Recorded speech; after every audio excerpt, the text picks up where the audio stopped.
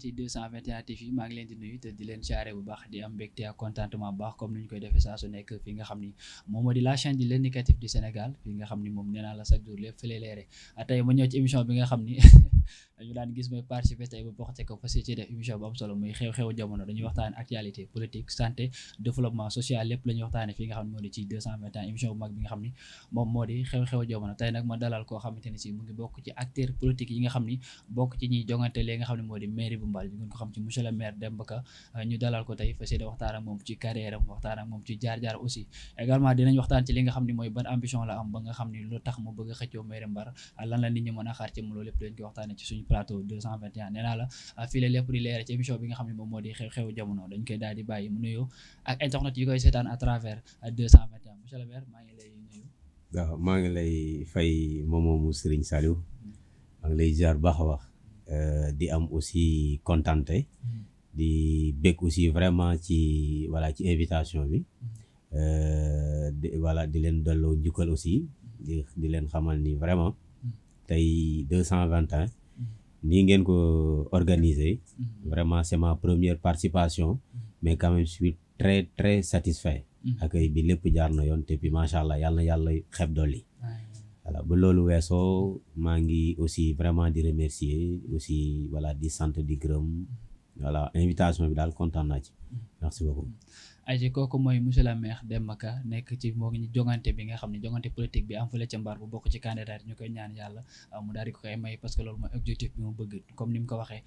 internet yi da ngeen koy mën di suivre en temps réel fi nga xam ne moo di 221 TV dinañ dugg ak moom ci waxtaanam mais avant ñuy dem est-ce que mën nga ñu tënkal ci lu ndaw kan mooy monsieur le maire Demba Ka. waaw bon sëñ Saliou maa ngi lay delloo ziar encore voilà man moom mon nom c'est Demba Gueye vraiment et puis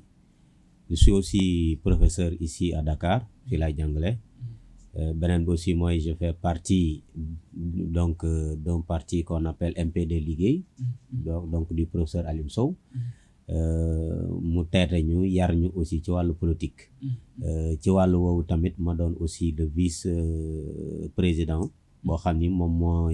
moo jiite maanaam enseignant yi nga xam ne ñoo nekk ci parti bi voilà bu loolu weesoo aussi ma doon koo xam ni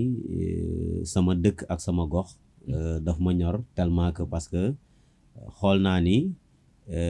am na ay jafe-jafe yoo xam ne ñi nga fa tey jàpp naa ni am naa saafara si waaw loolu moo ma gën a yëkkati pour ma mën a xëccoo loolu ñu naan maire bi merci beaucoup. wax nga ko ci sa biir yi wax nga ni yow professeur bi ici à Dakar nan ngay boolee sa carrière professeur ak bëgg a def carrière politique. bon absolument xam nga ci wàllu jàngale dafa am ay normes am aussi règlement te aussi c'est pas parce que tu es professeur waroo jàpp ci sa gox mu jëm ci kanam je pense pour développement kenn ku nekk ci sa gox dafa doon loo xam ni devoir la ci yow mais aussi droit la en même temps te nit ki nga xam ni mi ngi liggéey man jàpp naa ni kooku sax moo gën a mën a yokk tey xeex ngir dëkkam voilà jëm ci kanam voilà parce que xam nga lépp boo ko tënkee day daal di ñëw ci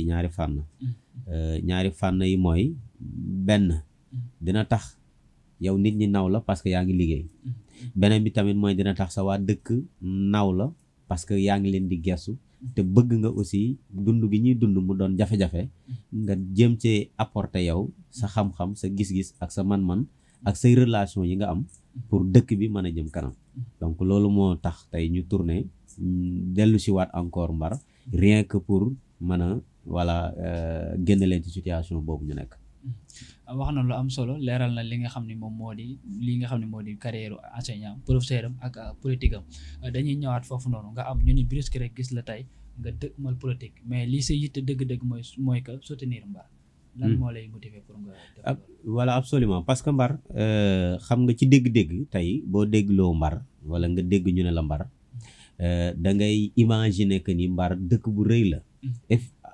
effectivement dëkk bu rëy la mais malheureusement dafa teguwut ci ay loxo yu jaar yoon dafa teguwut ci ay njiit yu am xam-xam dafa teguwut ci ay njiit yoo xam ni am nañ ay relation yoo xam ni dañoo génn biir Mbar la plupart ñi ko yor vraiment ma leen di remercier nag de passage parce que aussi kenn ku nekk sa xam-xam fi mu yem foofu nga mën a yem donc ba tax na tey vu la situation ak mbar léegi nga xam ni état bi changé na lépp loo xam ni communauté rurale la woon ci acte 3 de la décentralisation nga xam ni léegi ñoo ngi ci li ñuy wax commune parce que rédiger nañ leen commune donc ce qui veut dire que ni gis-gis bi ak aussi doxalin bi dafa war a changer te gis-gis beeg doxalin bi aussi dafa bokk ci nga am ay relations à l'extérieur am aussi des partenaires à l'extérieur boole ci aussi nga mën a doon nit koo xam ni tey da ngay am benn ubbeeku boo xam ni da nga gis dara lu xew ci beneen commune nga dem indi ko sa biir commune te nag bu fekkee nag tey lépp looy def wala looy wax yaa ngi ko yemale mbar wala soit sa gis-gis daanaka eggut fenn fi fu dut mbar kon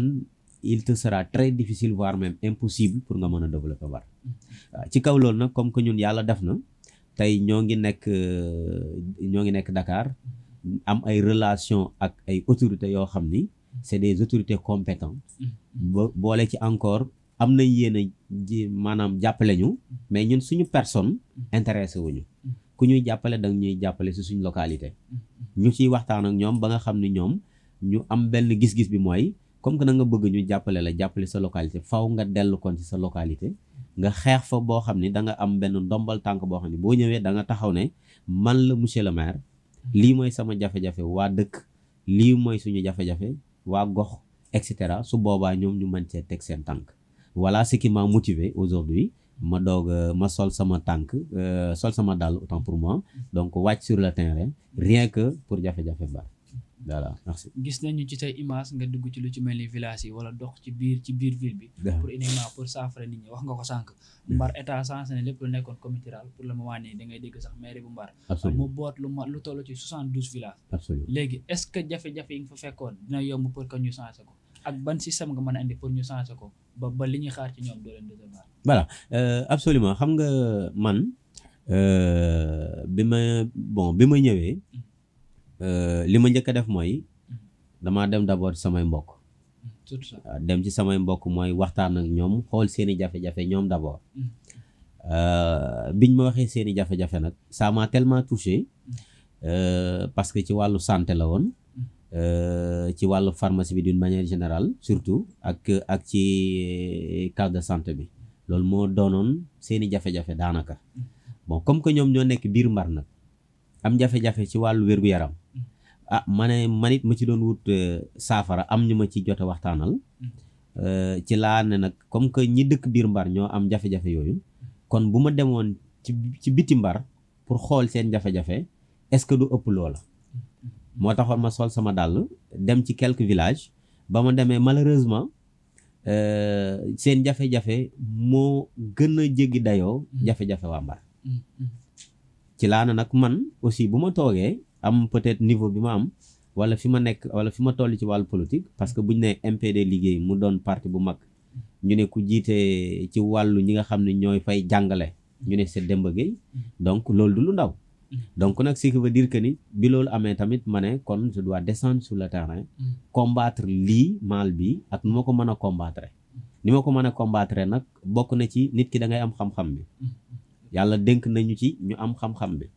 nit ki aussi da ngay am bëgg-bëgg bi yàlla dénk nañu am nañ bëgg-bëgg bi nit ki da ngay am gëm-gëm gi yàlla def na tamit am nañ gëm-gëm gi ñoo tax ñu wàcc sur le terrain seeni jafe-jafe ñu wax ñu ko ñu koy notifier biñ koy notifier tamit am na ci yoo xam ni biñ ca jógee dañoo dem waxtaan ak suñuy kilifa muy président Aliou Sow ñu waxtaan ceeg moom mu jox ñu ay orientation automatiquement bi mu joxee orientation aussi ñu boole ko ci suñuy programme te am na ci yoo xam ne ñoo ngi koy dox am na ci yoo xam ne sax dinañ ci commencer def ce qu'on appelle des villages pilotes c'est-à-dire que village pilote yi mooy saafara si nga xam ne jël nañ ko dinañ ko yóbbu ci ñeenti gox wala ñetti gox samp ko fa ba waa Mbar xam ni ñun kat boo leen ñu folee lii ñu def ci village pilote yi noonu la ñuy def ci yeneen village yi pour seen voilà pour li ngeen di jàmbat comme tawat mu mën a saafaraw gis nañu li nga xam ne moo di mbar foofu dañ ciy taxaw parce que ñun tamit ay doomu mbar lañ yàgg nañ fa la ñu juddoo léegi pour nga tawat faju rek day xaw a metti parce que des fois damay gis gars yi am ay jafe-jafe dañuy génn fu mel ni Mbàkke wala Colobane wala Touba pour mën a jëndi ay saafara pour sa malade mën a tane te loolu je me dis que war nañ ko mën a dépasser wax nañ ko léegi mbar nekkatul dëkk bu ndaw boo xam ne dañ koy tënk ci ay affaire yéen ñi fa nekk ngir yàlla nañ ñu gën a joxaat ñi nga xam ne mooy population bi cër gën leen joxaat seen gëdd peut-être nag comme que élection yaa ngi ñëw dina am lu bëri li changé may gis ni sunu mbar li leen ñor bariwul parce que dama koy seetlu bu baax a baax li leen ñor bariwul tey est-ce que Demba Ka mu ngi communiquer ak ñoom ci benn communication boo xam ne bu wootee ñoom dinañ bàyyi seen yitte daw wuy si ko ak moom nan la mel ak jeunesse parce que politique bi léegi fi mu toll pour man jeunesse bi la nan nga mel ak jeunesse bi nan ngay jëflante ak ñoom au niveau di mbar voilà merci beaucoup bu dee ci wàllu jeunesse bi aussi bon yàlla def na ni am na ci ñoo xam ni maa ngi waxtaan ak ñoom te am na ci ñoo xam ni ñu ngi rejoindre cause bi ñoo ngi ci liggéey bu baax a baax mais dafa am benn réalité bu nekk mbar daanaka boo yàkkamtee da ngay daal di yàqule wala nga daal di xoddale ndax li ko waral mooy mbar jeunesse bi dañ leen a gëmloo ña fa nekk dañ leen a gëmloo que ni mbar ki ko mën a defar wala ki ko mën a ñoŋal mooy ki nga xam ni tey boo soxlaa dërëm ñëw mu jox la dërëm nga dem toog waaw boo soxlaa saaku pomme de terre mu may la saaku pomme de terre nga dem toog boo soxlaa dara mu ñëw jox la loolu ba pare nga dem toog te alors que sóoraale wuñ ni may nit jën comme niñ koy waxee ci Wolof jàngal ko ni ñuy nappe moo ko gën kon je pense la jeunesse dañ leen a war a former dañ leen a war a informer dañ leen a war a montrer benn direction boo xam ni buñ ci jaaree dinañ mën a suqaliku ñoom seen wàllu bopp ba mu suqaliku googu egg ñoom ci seen i waajur egg ci seen rakk mais pas parce que da nga leen di toog bàyyi leen ñu regroupé wu nekk fa mbay la ñuy def bu mbay mi jeexee maanaam buñ farmanko daanaka la ñuy def mooy yor seen i jakarta di dawal ko dama ko ñëw jeex na di xaaraat lan di xaaraat nawet bi ñëwaat amul lenn loo xam ni tey monsieur le maire xalaat na ko pour jeunesse boobu noonu pour mu jóge ci point A dem ci point B loolu nag mooy suñu combat ñun personnellement on a commencé avec les étudiants quand même di ci waxtaan ak ñoom te am na ci ñu bëri ñoo xam ne jamono ji ñoo ngi ciy liggéey jëm ci fànn woowu parce que aussi xam nga nit ki mënoo xëy rek ne ko kaay jaar nii d'ailleurs pour nga développer dëkk da ngay conscientiser d'abord la personne surtout la jeunesse en commençant ci li ma jàpp mooy au niveau des étudiants parce que ñoom c'est des gens instruits c'est des gens yoo xam ni dinañ am benn technique de réflexion dinañ am aussi benn xalaat boo xam ni des fois ils peuvent critiquer ci kaw loolu nag ñoom dinañ la comme question yi ngay laaj ni dinañ ma ko laaj ma indil leen aussi des arguments pour mën leen a convaincre loolu ñoo ngi ciy liggéey bu baax a baax a baax a baax voilà tey am naa ci yaakaar ne fii ak ay fan yu néew incha allah rabbi dinañ def benn congrès boo xam ni ça parlera jeunesse et développement incha allah rabbi comme on l'avait fait ici à Dakar avec un ami damay gis yenn acteurs politiques yi ci Facebook bi ñuy faral di dem ci étudiants yi di jàngantoog seen i jafe-jafe wala soit di génn yow damay gis sa image d'habitude comme ni nga ko waxee ci sa mbokk yi nga ëpp looy def est-ce que yaa ngi rencontré étudiants yi xam li ñu dund au niveau de l'université voilà bon ci kaw loolu étudiants yi en général li may ëpp di waxtaan ak ñoom parce que boo xoolee ci espace bi xam nga aussi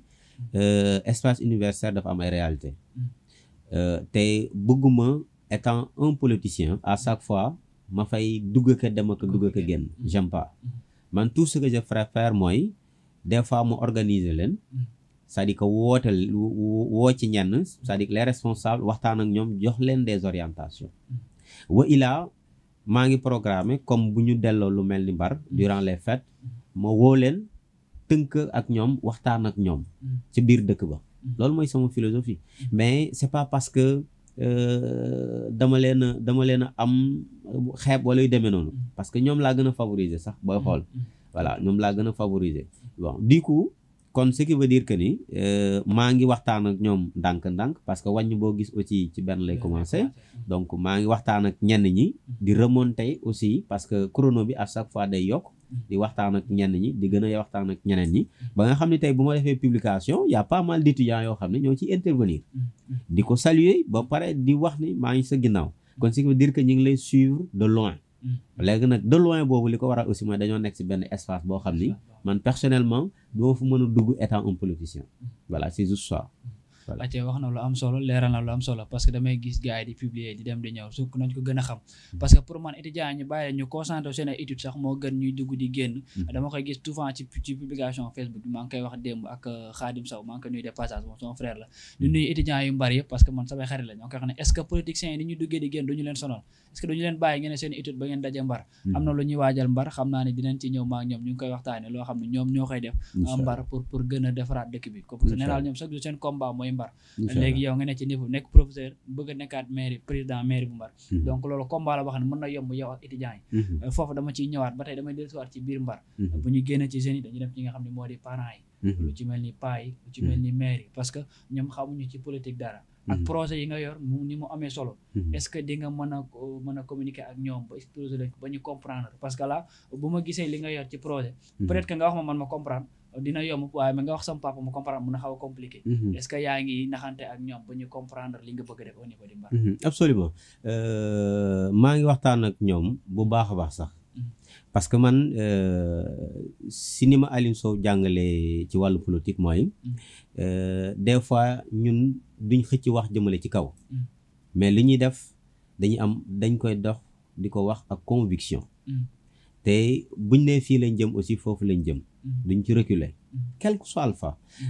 loolu aussi li nga wax léegi ci wàllu parents yooyu ñoo ngi ci parce que dañuy def suñ visite de proximité dem ci kilifa gi liñ koy waxal nag mooy par exemple tey dañ koy laaj xam nga ma wax la benn anecdote c'est-à-dire que wala ma wax la benn affaire rek mooy dem nañ ci benn vieux ñu toog ak moom di waxtaan ak moom ñu laaj ko ci wàllu santé mu xamal nañu moom day pareen saay day bëgg a faju mais problème mooy amut les moyens pour mu fajoo pareen saay day bëgg a faju waaye duñ ko mën a takkal saret yóbbu ko ba mbar pour mu mën a dem faju wala ci yeneen district de santé yi nekk à côté xamulu c'est un problème te boo gisee li ko dal feebar bu yàgg la te feebar boobu booy xool mënoon nañ ko anticiper kon li ma doon wax léegi faw ñu jéem a conscientiser aussi xale yi ñoom ñu conscientiser aussi waajur yi ñun ci philosophie boobu la ñuy doxee mooy xale yi la ñuy njëkkee xale yi aussi dem ci waajur yi ñun bu ñëwaatee aussi fekk ni seen doom waxtaan ak ñoom ba pare bu ñëwee di waxtaan ak ñoom day fekk ni presque lu ñu leen wax seen doom waxoon na leen ko ba pare on fait que confirmer ba pare indiwaat encore yeneen orientation parce que xam nga dañoo am benn jàngoro boo xool boo xam ni presque ci Sénégal gépp la mooy un Sénégalais tey du maanaam bu demee hôpital rek c'est parce que dafa feebar wala dafa gunge ji ku feebar moo ko yóbbu hôpital bu dul loolu du dem hôpital te pourtant en matière de santé war nga mën a def boo toogee 3 mois wala 5 mois même bu la dara jotul nga dem hôpital ñu defal la un bilan nga xool si wér-gu-yaram su boobaa mën nañoo génn ci yow benn feebar boo xam ni buy doog a door la nga anticiper ko avant ngay ñëw ci l'hôpital yi ñu ne la maladie bi dafa yàgg ba finalement gagné na la wala chronique la tu vois donc yooyu lañ nekk di maanaam di conscientiser ak parents yi ak aussi xale yi ba nga xam ne ñoom même seeni waajur yi bu fekkee ni jëluñu seen décision pour dem hôpital ñoom ñu jël seen décision pour yóbbu leen hôpital voilà. wax na lu am solo ci li nga xam ne moom moo di carrière politique am ak li mu yéene def mbar te je me dis que yéen ñi nga xam ne yéen a koy seetaan en temps réel mu nekk mu quelque soit fa mu dëkk mbar wala ñàkk fa dëkk am na ay njariñ yu bëri mu fi génne wax tamit li nga xam ne moom la yéene def ci dëkk bi man moom dama part man ànd naa ak moom parce que à travers li mu fi wax convaincre pour que moom man ko jàppale ci li nga xam ne moom lay def mooy carrière politique am bi ci des ma ci woo jeunesse bi mooy que ni mbar ñun ñoo ko bokk ñun ñoo ko moom ku ñu mën a apporter loo xam ne mën nañu jariñ nañu ànd ak moom ki ñu mënul jariñ dara nañ ko bàyyi parce que ñi fi jaar ñëpp ba tey ji li bi kii wàccee kii toog même li la met même jàngoro la ñu am moom la ñu ko ne di ko jooy léegi nañu essayer changer idée ànd ak ñi nga xam ne mooy nouveau yi ñu ñëw ànd ak ñoom tey muy li nga xam ni bu ñu demee après élection yàlla dogal nga génn mbar ñu ni Demba Ka mooy monsieur le maire mbar pour le moment nii lan lañu mën a xaar derrière table nga toog yer sa big ak sa koy lan lañu mën a xaar ci ay affaire yu kii ok maanaam ci kaw loolu tamit xam nga loolu lépp dafay tënku ci programme te programme boo xam ni bind nañ ko ba pare mi ngi fi programme boo xam ne aussi incha allah rabbi ñoo ngi wër ay partenaires yoo xam ne doonaguñ dara nag mais ñoo ngi koy wër am na ñuñ ci jot a am nee naa la ci wàllu domaine électricité parce que tey boo demee ci village yi leur problème c'est quoi dañ naan la bëgg nañ jigéen ñi bëgg nañ ay financement góor ñi moom sant ñoom waxuñ sax seen bopp leur souci c'est leurs femmes et leurs enfants bëgg nañ adduction d'eau bëgg nañ aussi courant bu ñëw ci ñoom bon bien vrai que ni xam nañ ni avec l'acte 3 de la décentralisation c'est-à-dire que am na des compétences transférées am na aussi yenn compétences yoo xam ne état moo ko téel boppam loolu courant da cee bokk donc tey boo yoroon sa xaalis sax bëgg leen xëccal courant du sotti faaw état ànd ci nga doo ko def parce que boo xoolee yenn subvention budget yeeg yooyu noonu c'est juste pour permettre à la commune de pouvoir yi nga xam ne compétence transférées yu ñu jox maire bi la état dimbali la moo war a yenn subvention yi état di ko joxe sinon état mën a toog seetaan la voilà donc ci kaw loolu ñu ne leen nag bi ñu fa jógee bon ma ñëw waxtaan ak président Aliou Sow mu jox may orientation comme d'habitude ñu dem gis un partenaire boo xam ni quand on a discuté avec lui mu xamal nañu moom mën nañoo def ce qu'on appelle énergie renouvelable xam nga en matière donc environnement aussi dañ cee yor benn programme boo xam ni dañ ko bëgg a def parce que mbar booy xool presque garab amatu fa loolu bokk na suñ programme tey ñu jëmbat fa ay garab yoo xam ni forêt yi dañuy ñëwaat te loolu dinaa ko argument tout à l'heure day commencer au niveau des ASC c'est-à-dire que jeunesse bi dañ ci dugal seen loxo ci kaw loolu bi ma waxtaan avec le responsable mu ne ma mën nañ village bu nekk kër gu nekk d'ailleurs mën nañ fa indi benn panneau solaire indi fa benn décodeur indi fa aussi benn télé indi fa aussi rajo ventilo ak aussi kër gi day am 5 lampes nga xam ne yow déjà loolu maanaam bu amee ni nga doon fayee courant comme étant mbar di jël 10 000 francs fay sa yaxanal noonu nga koy fayee wala parce que décodeur bi boo xoolee chaîne yëpp ngay am plus de 600 chaînes la donc ce qui veut dire que ni tey li nga doon fay sa abonnement moom ngay dajale chaque fin du mois nga verser leen ko nga fay leen ko kon problème mu courant day daal di jeex te et puis li ci gën a neex mooy énergie renouvelable mooy du jeex amut comme nga ne tey courant dafa coupé non y en a pas yow tout ce que tu as à faire mooy chaque fin du mois nga joxe li nga xam ni moom nga waroon a fay courant nga def leen ko un transfert via peut-être ci benn transfert d'argent et puis ñoom ñu jot ko c'est fini voilà ñu renouveler la donc loolu ñu ngi ciy dox ba incha allah rabbi ñoo ngi ciy programmer sax pour montrer ça au village que ni dinañ ci jéem a samp lu tolloog ñett wala ñeent village yoo xam ni pour def ko des villages pilotes yoo xam ni day tax ñoom ñu xam ni lii bu ñu foolee dinañ ko def te village bu nekk da nga ci jot voilà. ayca mu ngi noonu réalisateur ñu ngi may signaler ne suñu émission bi jeex na dañoo topp débat bi ni mu neex mais comme niñ koy waxee sax rek liñ koy waxee lii am na solo te lu am njëriñ la nañ ko xam nañ li may wax chaque jour nañu yeewu bu ñu topp politiciens yi ñu yóbbu ci ngumbaay tàccu yuuxu nañu dépassé niveau boobu nañu mature chaque lu may wax suñu plateau yi nañu xam ñun la ñan donc nit il faut nga xam yow la kan sooro mën a gëm sa bopp nañu xool ñu mën a defaral ñu ànd ak ñoom tey muy mel ni ñu ngi signalé ni li des ci émission bi jeex na léegi lan ngay wax jeunesse bi ak lan nga leen mën a jox pour que ñu nekk ci. Absolument c'est-à-dire que jeunesse bi li ma leen di wax rek mooy il est temps que ñu yeewu il est temps que ñu changer idée il est temps que mbar développer il est temps que ñu jël suñu xel yi jëm leen a ñoŋal pour nga xam ni mbar ñun ñoo ko war a tabax ñun la jeunesse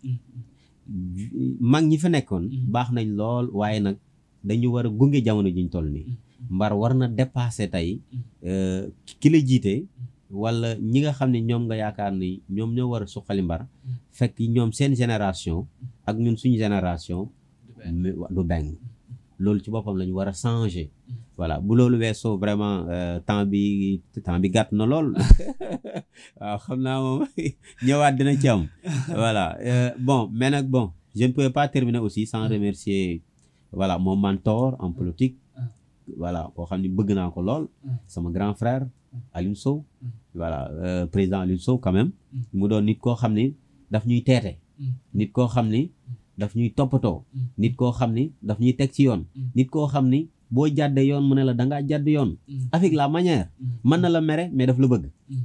mën na la xas mais daf la bëgg parce que lim lay wax bu la ko waxul ca ba muy teel boo génnee keneen wax la ko loolu defet la ci yow mais moom ñun yàlla def na ni dañoo am école politique moo tax duñu ŋàññi nit duñ saaga nit duñ xalab nit li ñuy débattre ak nit mooy ci kaw idée